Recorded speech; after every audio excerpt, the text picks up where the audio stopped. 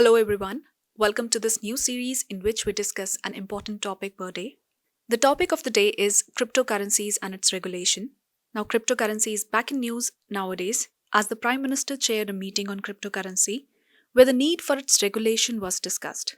Earlier, the Reserve Bank of India cautioned investors about digital currency over its non transparent advertising. Now, let us talk in brief about cryptocurrency and how it gained momentum in India. In 2009, the first cryptocurrency, Bitcoin, was launched by Satoshi Nakamoto. In 2018, the Reserve Bank of India banned the banks and other regulated entities from supporting crypto transactions. Again, in 2019, the Interministerial Committee recommended banning all the private cryptocurrencies.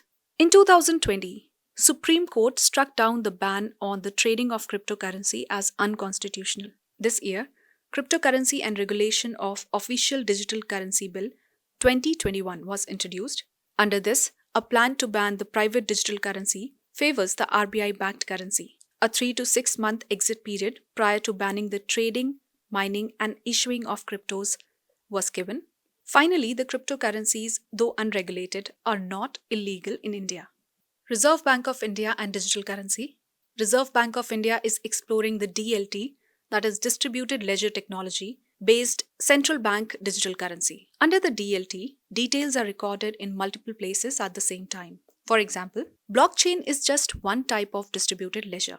Now, the central bank digital currency, or the CBDC, will be a legal tender, which can be converted or exchanged at par with the similarly denominated cash. We talk about the blockchain, which is a distributed ledger technology, which can record transactions and no tampering with the transaction can be done after it is recorded to the ledger.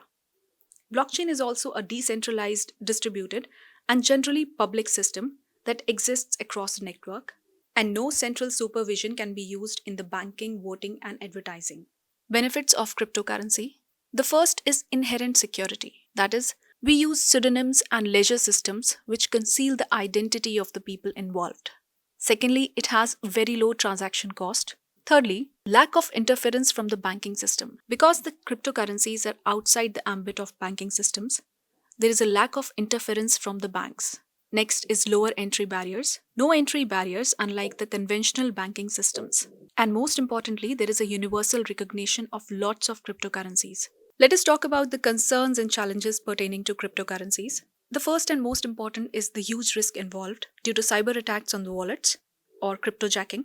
It can also be used for illicit trading, criminal activities, or organized crimes, as cryptocurrency runs on blockchain technology. It is also a threat to Indian rupee. For example, if a large number of investors invest in digital coins rather than rupee-based savings like provident funds, the demand of the latter will fall significantly over a period of time. Fourth is lack of liquidity and lower acceptability. Cryptocurrency is also highly volatile, that is, it is prone to price fluctuations and thereby resulting in waste of computing power. And the final is lack of consumer protection as of now. There is no dispute settlement mechanism and control of the Securities and Exchange Board of India, SEBI. Way forward, we need to have a regulated structure and safeguard by taking cue from the developed countries. Secondly, some regulations and government control is the need of the hour. Therefore, we need to expedite passing of cryptocurrency regulation bill. Let us take up a practice question on cryptocurrency. With reference to the blockchain technology, consider the following statements. First, it is a public ledger that everyone can inspect but no single user controls. Second, the structure and design of blockchain are such that all the data in it are about cryptocurrency only. Third, applications that depend on the basic features of blockchain can be developed without anybody's permission. You can pause and look up for the correct statements and find the answer in the pinned comment.